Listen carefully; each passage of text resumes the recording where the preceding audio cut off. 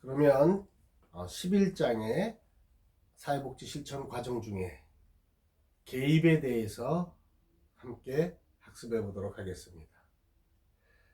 개입에 대한 학습 목표는 개입 단계에 수행해야 할 사회복지사의 과제에 대한 이해와 그다음에 변화의 초점을 이해하고 또 사회복지사의 역할을 이해하며 또 직접적인 개입 기술을 알아보면서 또 간접적인 개입 기술에 대해서 이해하는 그런 과정을 갖겠습니다.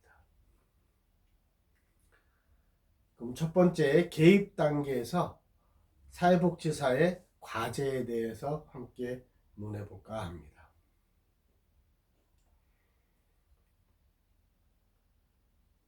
이 개입 단계란 변화에 초점을 두는 원조 과정의 핵심 단계라고 할 수 있습니다. 또 개입은 사정 단계에서 수립된 계획을 사회복지사가 기본적인 사회복지 실천 기술을 활용하여서 클라이언트와 협력하여 실행하는 단계입니다.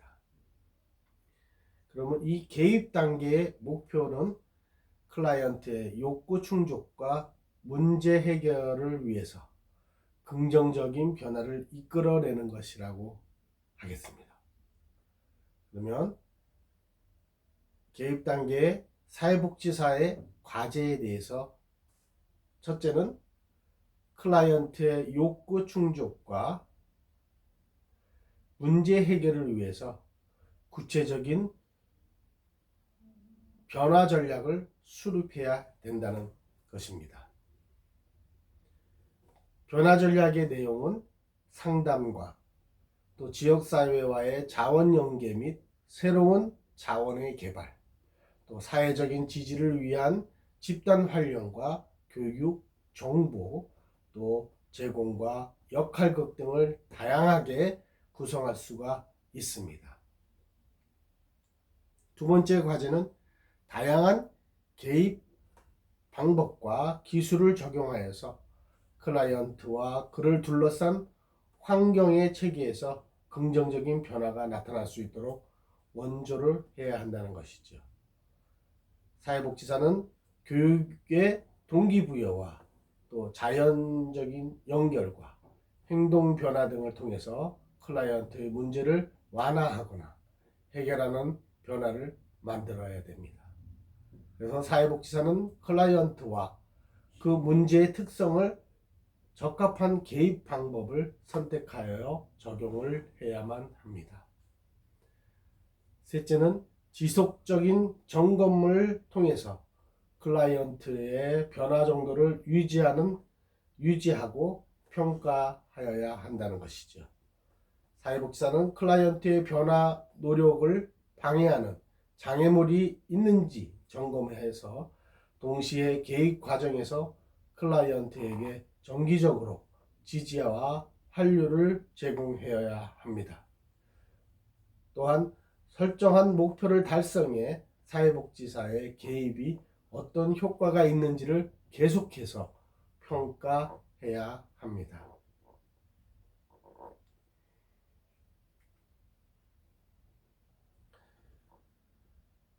그러면 두 번째는 개입 단계에 점검해야 될 목적에 대해서 한번 살펴보겠습니다.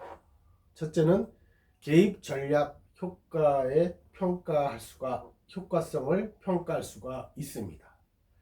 사회복지사의 개입을 기대했던 효과가 나타나지 않는다면 사회복지사는 그 원인을 제거하거나 또 대안을 찾아야 한다고 하였습니다.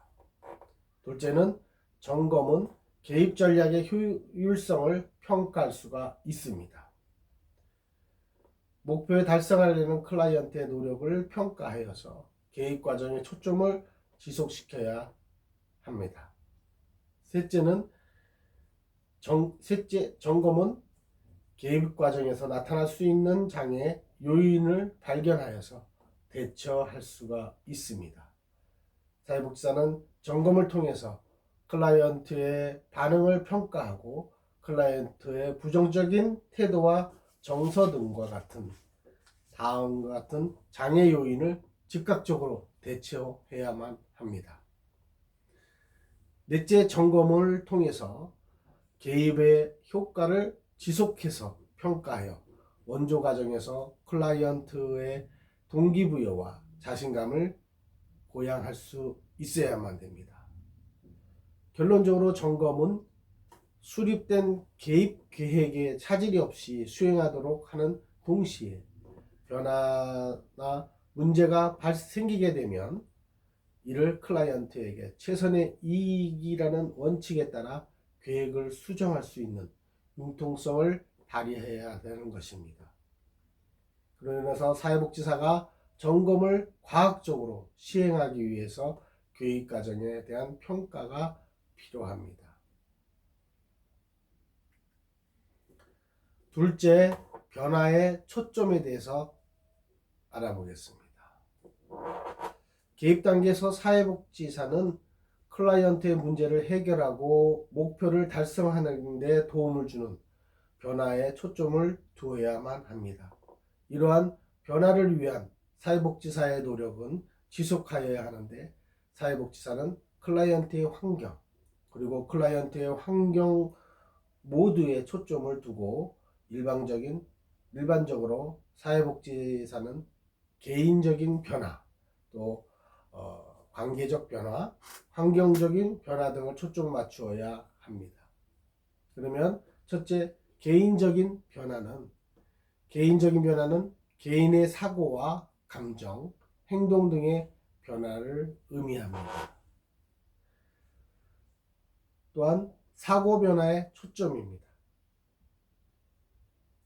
클라이언트가 자신의 포부나 태도, 경험에 부여하는 의미를 변화할 수가 있습니다.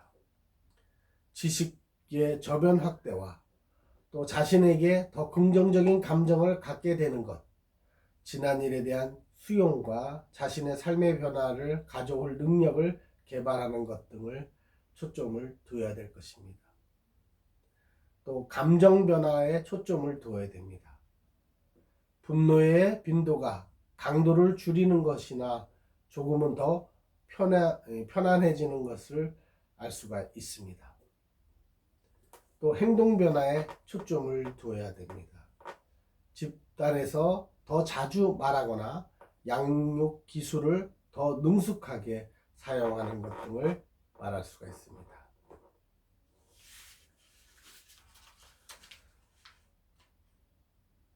그러면 두 번째는 관계적 변화입니다. 관계적인 변화는 배우자나 가족 구성원, 친구, 동료, 고용주 등 중요한 관계에서의 변화를 의미합니다. 다시 말해서 대인관계의 개선이 필요한 사람들이 의사소통을 하고 갈등을 해결하는 방식을 변화시키는 것을 말합니다. 또한 관계적 변화에 초점을 둬야 됩니다. 클라이언트가 휘말려 있거나 갈등 원인이 되는 의사소통 유형이나 갈등을 해결 방식 등이 될 수가 있습니다. 셋째는 환경적 변화입니다. 환경적인 변화는 개인의 복지와 사회적 기능에 중요한 영향을 주는 환경 속의 상황이나 자원의 변화를 의미합니다. 예를 들어서 맞벌이 가정이 아동의 방과 후에 보호 프로그램을 활성화된 지역으로 이사를 하거나 또는 아버지가 자녀와 더 많은 시간을 보내기 위해서 야근이 없는 직장을 옮기는 등의 변화를 의미합니다. 그러면 세 번째, 개입 과정에서 사회복지사의 역할입니다. 개입 과정에서 개입 단계의 목표인 변화를 가져오기 위한 과업으로 사회복지사는 다양한 역할을 수행해야 됩니다. 여기에서 개입 활동의 개념화를 위한 준거의 틀을 제공하는 사회복지사의 역할을 살펴보고자 합니다. 첫째는 사회복지사의 역할은 중개자입니다.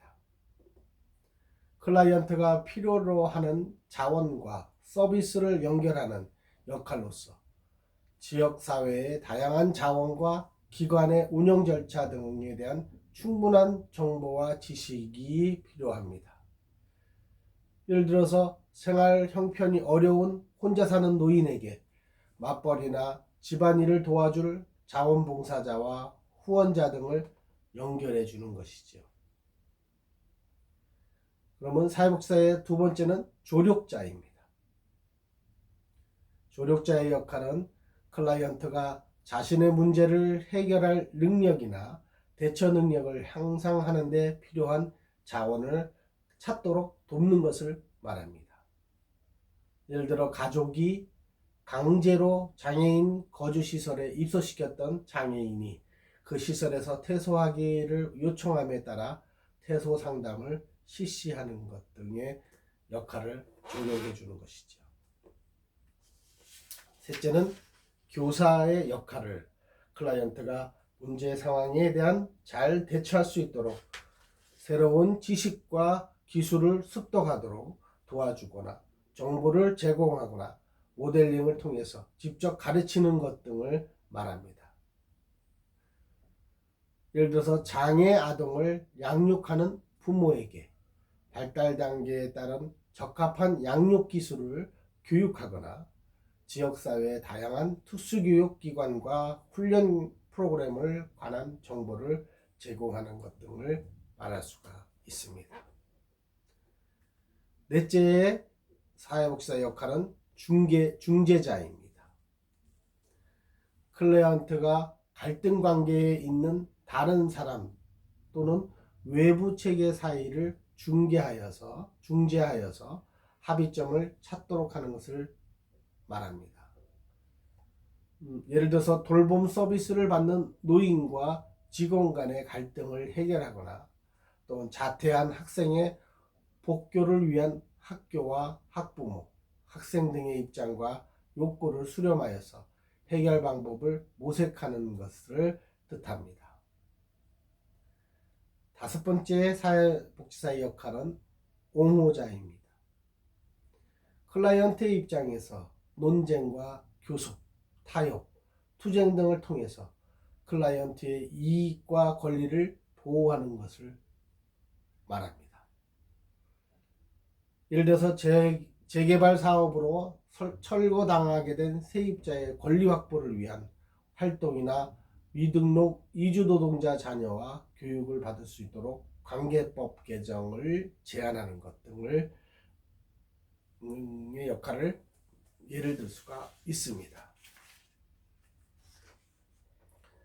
그러면 네 번째, 개입의 기술에 대해서 알아보겠습니다. 다양한 환경에서 다른 욕구를 가진 클라이언트들은 개별화된 개입 활동이 필요합니다. 어떤 경우는 문제를 사정하고 개입 계획을 세우는 것만으로 클라이언트의 변화가 나타나기도 하고, 다른 경우에는 사회복지사와 클라이언트의 관계 형성만으로도 충분할 수가 있습니다. 그런가 하면 잘 계획된 다양한 개입 활동이 필요한 상황도 이루어질 수가 있습니다. 사회복지사의 개입 활동은 원조 관계의 접근 방법 또는 모델을 분류된 이론적인 기초를 근거해야만 하는데, 이론적인 모델은 개입의 방향을 제시하기 때문인 것이죠. 사회복지 실천 이론과 모델은 클라이언트와 사회복지사의 바람직한 관계를 어떻게 해야 하는지, 또 사회복지사가 사정을 위한 어떤 정보를 수립해야 하는지, 목표 설정을 어떻게 할 것인지, 그리고 어떻게 개입할 것인지를 알려줍니다. 목표 설정을 어떻게 할 것인지, 또 어떻게 개입할 것인지를 하게 되면 개입 활동은 클라이언트의 욕구나 문제의 특성과 클라이언트와 사회복지사의 역량 등을 따라 차이가 있을 수가 있습니다. 그래서 일반적으로 사회복지사의 개입 활동은 직접적인 개입과 간접적인 개입으로 나눌 수가 있습니다. 그래서 첫째는 직접적인 개입은 개인과 가족, 집단, 지역사회 등의 사회적인 기능이나 대처 능력을 향상을 위해서 사회복지사가 클라이언트와 대면 접촉을 통해 개입하는 것을 의미합니다. 그래서 직접적인 개입에 필요한 개인의 문제는 무엇인가? 클라이언트의 내적 또는 주관적인 원인에서 비롯된 경우일 수 있습니다. 또한 대인관계에 문제가 있는 경우가 있습니다. 셋째는 문제 초점이 불분명해서 문제 해결에 어려움이 있을 경우에 직접적인 개입이 필요합니다. 또 위기 상황에서 복잡한 감정과 갈등을 경험하는 경우 또는 자원을 동원하거나 이용할 수 있는 클라이언트의 능력이 손상된 경우 등의 문제점이라고 할 수 있습니다. 그럼 첫째, 의사소통의 기술에 대해서 알아보겠습니다. 직접적인 개입 의사소통의 기술은 전문적 원조관계를 형성을 통해서 사회복지사와 클라이언트 사이의 변화를 도모하는 대화의 기술을 의미합니다. 개입의 초점은 클라이언트의 감정과 사고, 즉 정서적인 안정과 인지구조의 변화, 상황 인식 능력 향상 등의 목적을 두고 있습니다. 그러면 정서적인 안정에 대해서 알아보겠습니다. 정서적인 안정이란 낙담이나 좌절 또는 의기소침, 무력감, 자신감의 부족 등과 같은 클라이언트의 심리적인 부적응 상태를 건강하고 자신감 있는 상태로 회복시키는 것입니다. 또 클라이언트의 정서적 안정을 위해 사회복지사는 지지와 재보증과 일반화, 환기법 등을 적절히 사용하여야 합니다. 그러면 첫째, 지지는 클라이언트를 격려하고 고무하며 인정하는 것으로 경청과 칭찬, 인정 등으로 전달합니다. 또한 클라이언트의 능력을 발휘하는 부분을 칭찬하고 긍정적인 의미를 부여하는 언어적인 지지와 시선을 맞추거나 경청하는 표정을 보인다는 거나 고개를 끄덕이는 등의 비언어적인 지지 등이 있습니다. 두 번째는 재보증입니다. 합리적이고 현실적인 생각과 결정에 대한 클라이언트가 의구심이 있거나 자신이 없을 때 사용합니다.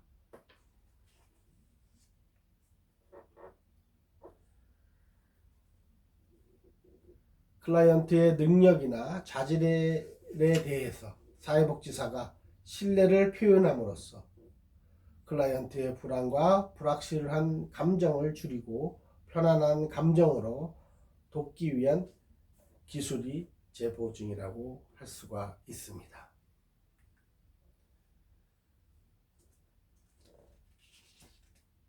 세 번째는 일반화입니다.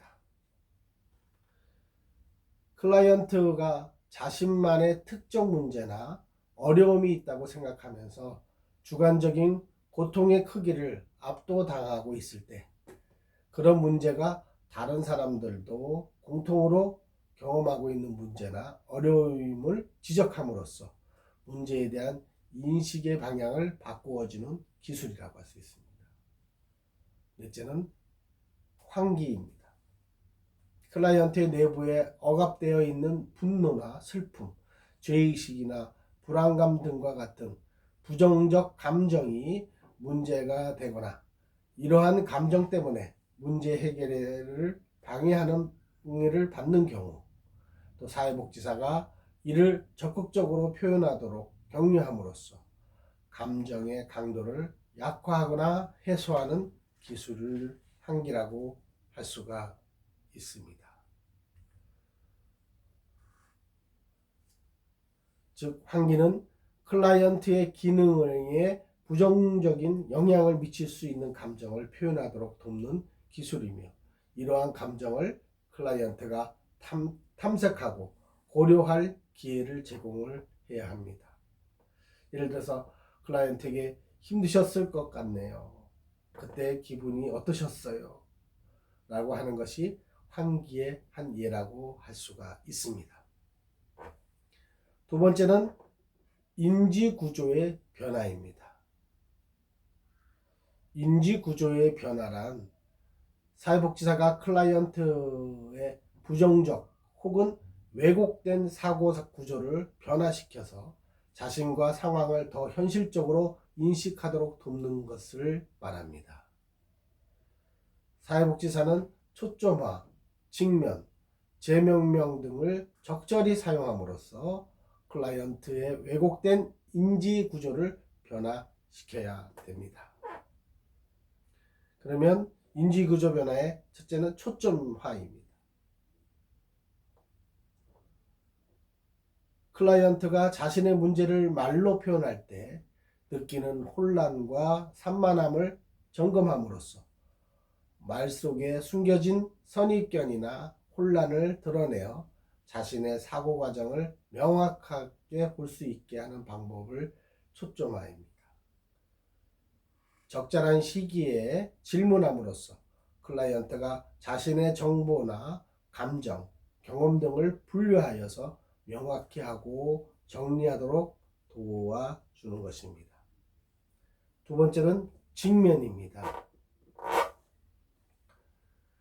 자기인식을 고양하고 변화를 촉진하는 기술로 클라이언트의 어려움을 일으키거나 유지하는 사고, 감정과 행동 등의 특정 측면을 클라이언트가 직시하도록 하는 방법이죠. 한편으로 당신은 뭐뭐라고 말하지만 다른 한편으로 당신은 뭐뭐라고 말합니다. 라는 형식을 사용합니다. 세 번째는 재명명입니다.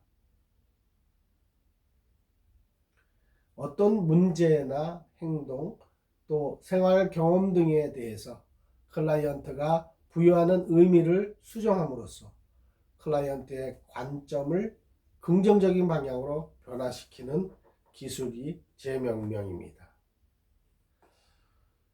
클라이언트의 문제 상황, 행동을 새로운 관점에서 보도록 원조해 주는 것을 의미합니다.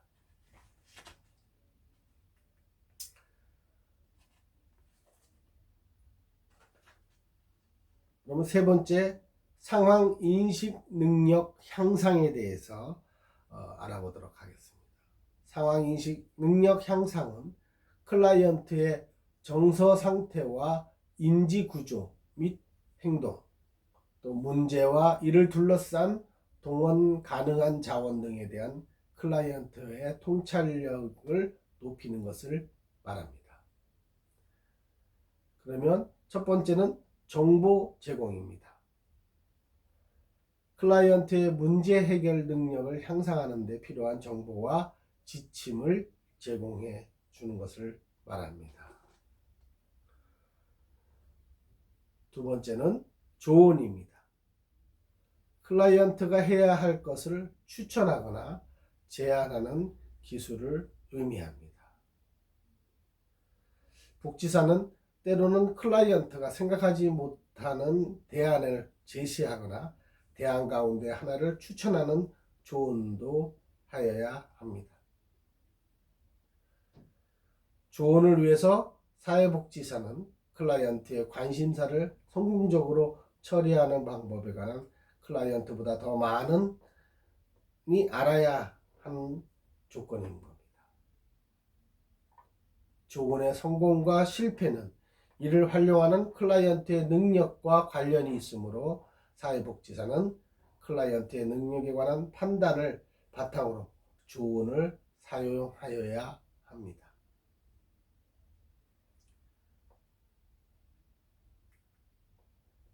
그러면 행동 변화의 기술에 대해서 알아보도록 하겠습니다. 행동 변화 기술은 클라이언트가 새로운 행동을 학습하거나 기존의 행동을 수정하도록 돕는 것이 목적일 때 사용하는 기술입니다. 개입의 초점이 되는 표적 행동은 사고 과정에서 명확하게 규정되고 있습니다. 측정이 가능하도록 정의된 행동을 의미합니다.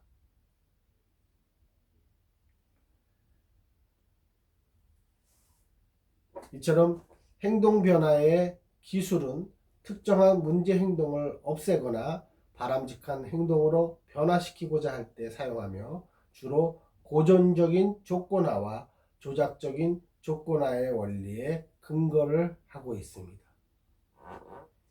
그러면 첫째, 강화입니다. 강화는 특정 행동 이후에 강화물 제공을 통해서 그 행동이 증가되도록 하는 원리로 표적 행동이 더욱 빈번하게 발생할 가능성을 증가시키는 사건이나 활동을 말합니다. 클라이언트의 바람직한 행동 후에 강화물을 제공하고 그 행동을 증가시키는 정적 강화입니다. 또한 바람직한 행동 후에 부정 조건을 제거함으로써 그 행동을 증가시키는 부정 강화가 있습니다.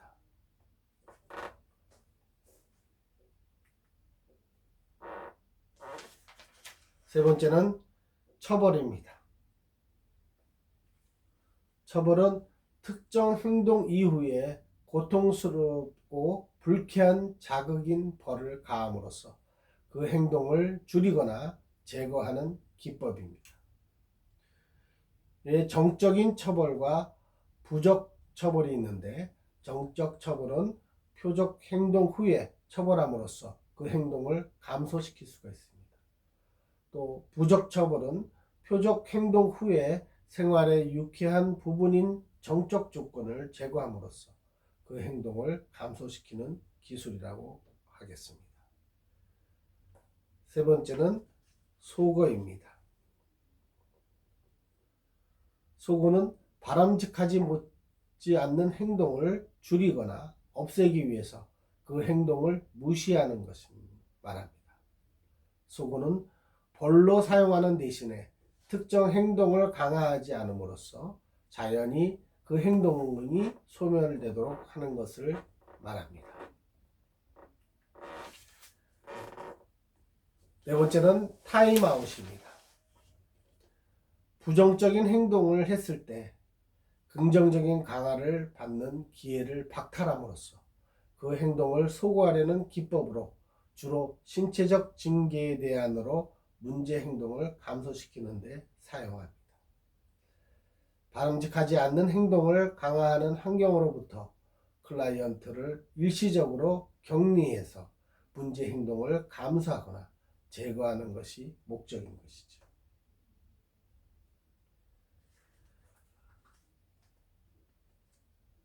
다섯 번째는 토큰 경제입니다. 토큰을 통한 대리 강화 체계를 구성하고 바람직한 행동을 한다면 토큰을 제공함으로써 그 행동을 증가시키는 강화를 말합니다.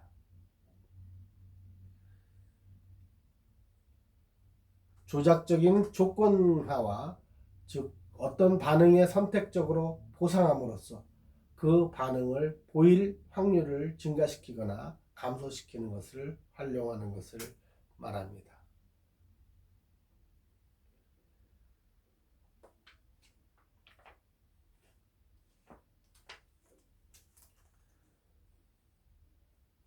다음은 행동 조성입니다.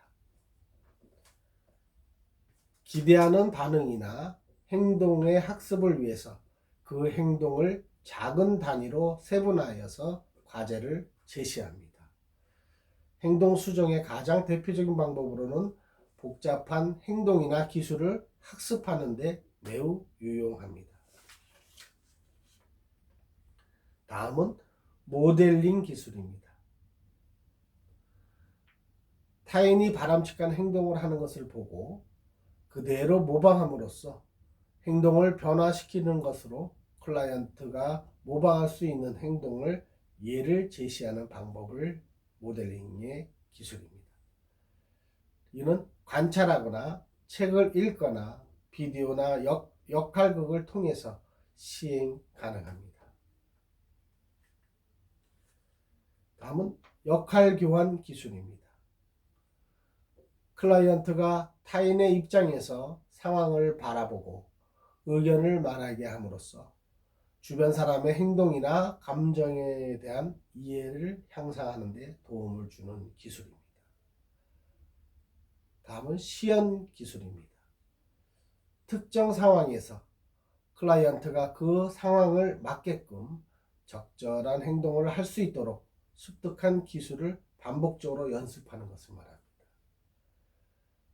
숨겨진 시연은 클라이언트가 원하는 반응 등에 대해서 속으로 상상해보고 반영해보는 것을 숨겨진 시연이고, 명백한 시연은 클라이언트가 원하는 행동을 역할극에서 실제로 말로 표현하고 행동으로 나타내는 것을 말합니다.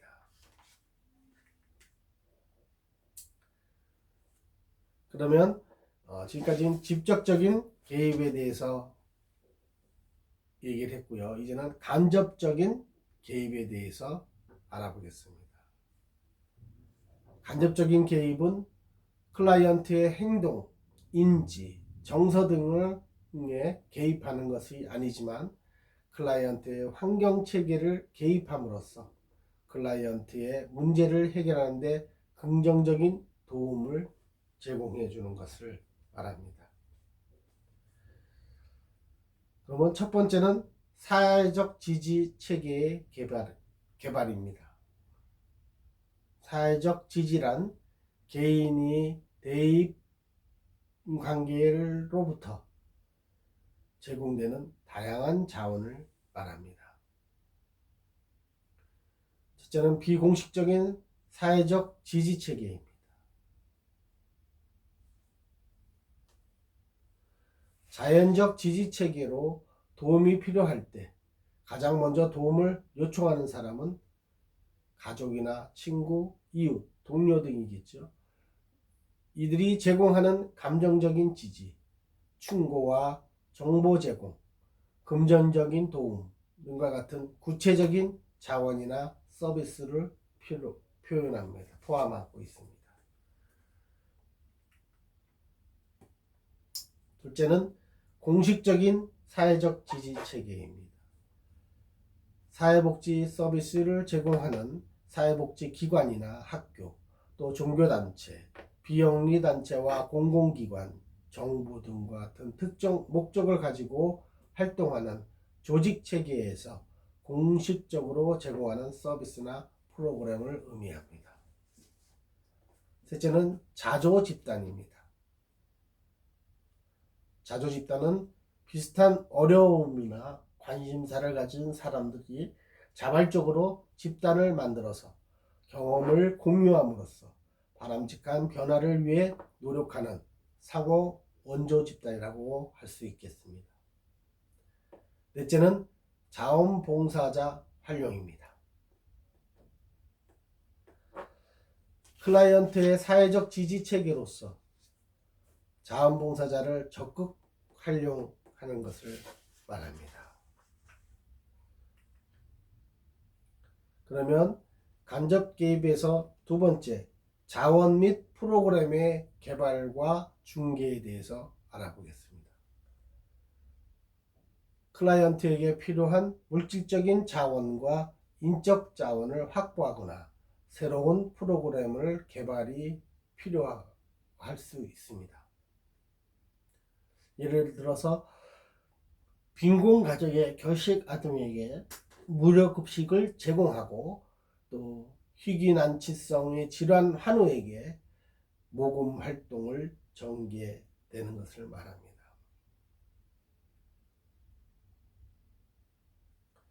셋째는 서비스 조정입니다. 두 가지 이상의 서비스 제공자들과 공동 목적을 달성하기 위해서 다양한 서비스가 적절하게 제공되도록 조율하고 협력하는 활동인 것입니다. 예를 들어 빈곤 아동 학습 지원을 위한 방과 후 교실과 건강한 신체 발달을 위한 급식비 지원 서비스를 제공하기 위해 학교 사회복지사가 교사와 영양사 등과 함께 논의하는 것을 말하지. 또한 서비스 조정 형태는 서비스 연결과 의뢰, 또 사례 관리 등이 있습니다.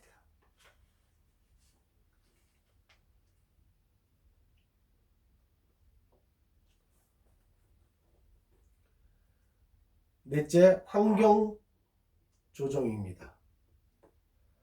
환경 변화를 통해서 간접적으로 클라이언트가 사회적 기능 강화를 하는 것을 말합니다.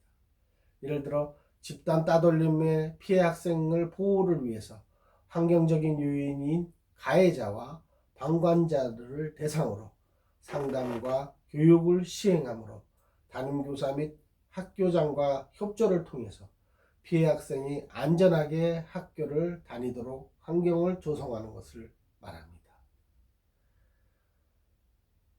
마지막 다섯 번째는 옹호입니다. 의사결정자보다 힘이 약한 클라이언트를 위해서 설득이나 강제력을 동원하여 개인이나 집단의 영향력을 행사하는 것을 말합니다.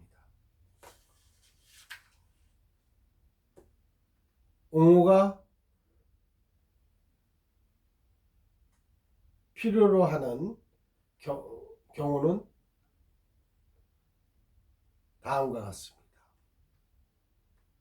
자격 요건을 갖춘 클라이언트가 기관이나 직원으로부터 서비스나 급여를 받지 못할 때, 비인간적으로 방법으로 서비스가 전달될 때, 또 클라이언트가 인종이나 종교, 신념 등으로 차별을 받을 때, 또 서비스가 급여의 차이로 문제나 역기능이 발생할 때, 정부나 기관 정책이 자원과 급여가 필요로 한 사람에게 부정적인 영향을 미칠 때, 또한 대다수의 사람에게 자원이 유용하지 않을 때, 위기 상황에서 클라이언트가 즉시 서비스나 급여를 받아야 할 때, 클라이언트가 인권 침해나 법적 권리를 거부당할 때, 조직의 절차나 제도가 클라이언트에게 부정적인 영향을 미칠 때 등 학교 사회복지사가 학교 폭력 예방을 위해 학교 정책이나 제도 마련의 공청회를 기획하거나 지역 주민 등을 대상으로 서명 운동을 전개하는 것 등이 옹호의 한 예가 될 수 있습니다. 옹호는 자격 요건을 갖춘 클라이언트가 기관이나 직원으로부터 서비스나 급여를 받지 못한 여러 가지 역기능 문제와 역기능이 발생할 때 옹호가 필요합니다. 이상으로 사회복지 시청 과정의 개입에 대해서 마치도록 하겠습니다. 오늘의 초점은 개입 단계의 사회복지사의 과제와 또한 변화의 초점을 어디에 둘 것인가, 또한 사회복지사의 역할은 중개자와 조력자, 교사와 중개자, 또 옹호자의 역할을 하고 있다는 것이죠. 다음 끝으로는 이 직접적인 개입 기술과 간접적인 개입 기술에 대해서 알아보았습니다. 다음 주에 만나도록 하겠습니다. 수고하셨습니다.